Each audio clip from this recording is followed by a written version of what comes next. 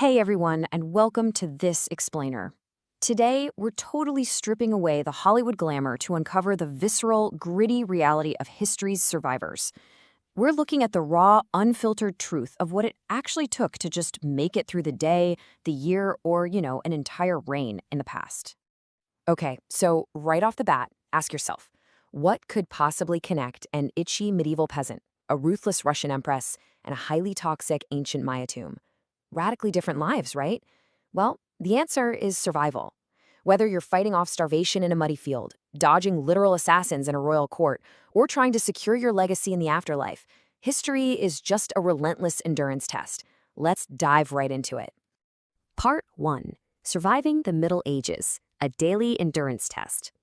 Let's jump back in time to the year 1325. So forget those romantic fairy tales of chivalrous knights and lavish candlelit feasts. Your actual medieval morning starts in a freezing wooden hut that, let's be honest, smells strongly of stale beer, human sweat, and livestock. And yep, there's an open sewer right outside your window. You're waking up to a church bell on a bug-infested mattress that used to be a barn floor, just bracing yourself for another day of absolutely backbreaking labor. Every single hour is a gamble against exhaustion, the freezing elements, and questionable stew. At 6 a.m., you and your kids, by the way, are knocking back weak beer simply because the local stream water is teeming with deadly parasites.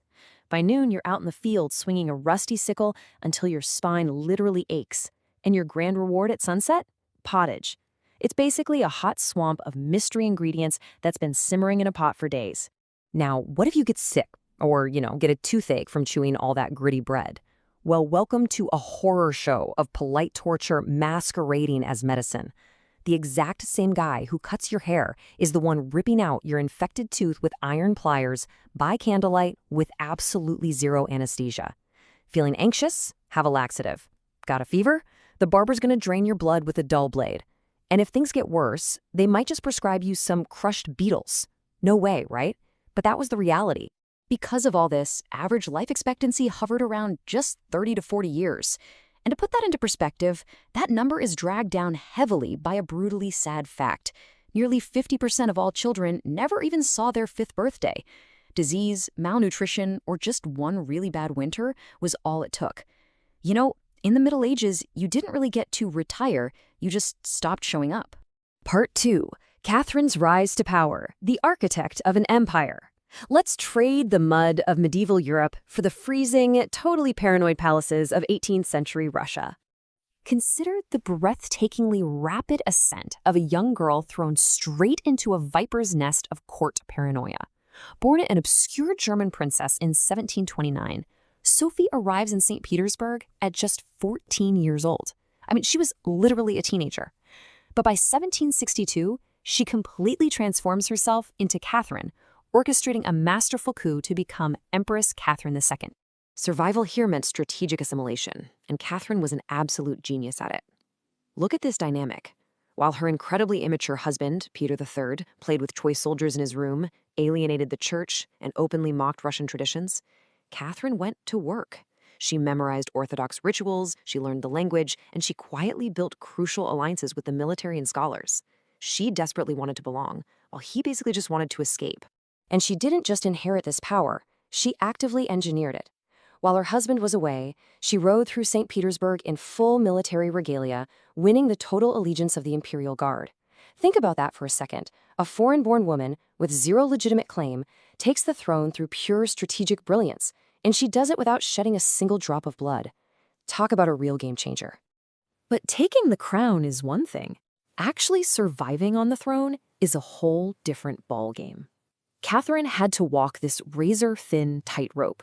On one hand, she championed progressive Enlightenment ideas, writing directly to Voltaire.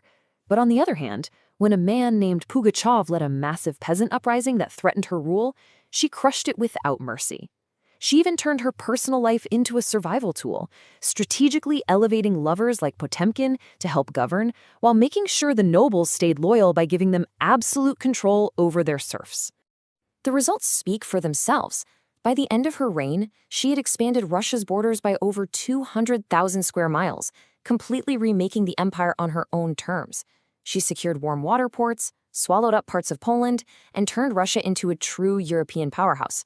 She proved once and for all that power isn't just inherited, it's meticulously crafted and fiercely defended. Part 3. Mystery of the Red Queen, A Legacy in Crimson. For our final chapter, we leave the Russian palaces and descend into the humid, ancient Maya ruins of Palangay. Imagine the sheer reverence, and honestly, the absolute intrigue when archaeologists discovered this hidden, perfectly preserved crypt back in 1994, deep inside Temple 13. Accessible only by a really narrow, dark staircase, they breached a sealed chamber to find a massive limestone sarcophagus that hadn't been touched by human hands for 13 centuries. Inside that crypt lay a central mystery. Everything, and I mean everything, inside the sarcophagus was smothered in a thick, highly toxic crimson powder called cinnabar. Now, to the ancient Maya, this crushed mercury sulfide wasn't just some decorative paint. It was sacred. It symbolized blood, the sunrise, and the vital cosmic life force required to transition a body into the divine realm. So, what's actually inside? Well, the grave goods absolutely scream elite royalty. You have a female skeleton resting on a sacred jaguar skin, wearing an elaborate jade mosaic mask that was meant to preserve her identity in the afterlife. There are also bone needles, hinting at her powerful ritual status. Yet, in a society that was literally obsessed with recording history, there is an absolute absence of any inscribed name or glyphs telling us exactly who she was. Her identity might be a mystery, but her location is a massive clue. She was buried directly adjacent to the legendary King Pakal the Great. In Maya cosmology, this placement strongly suggests a powerful, balancing cosmic duality. If Pakal, in his grand temple right next door, was the sun, journeying through the underworld to rise again, well, the Red Queen likely represented the moon. Together, they formed a cosmic partnership, sharing not just a throne, but a legacy that lasted across centuries. No name, no inscriptions, only red dust. She may be nameless to us today, but the immense care taken for her journey proves she survived death to become immortalized in Maya society. Her magnificent, crimson-drenched burial is a clear testament that in the ancient Maya world, women held immense power.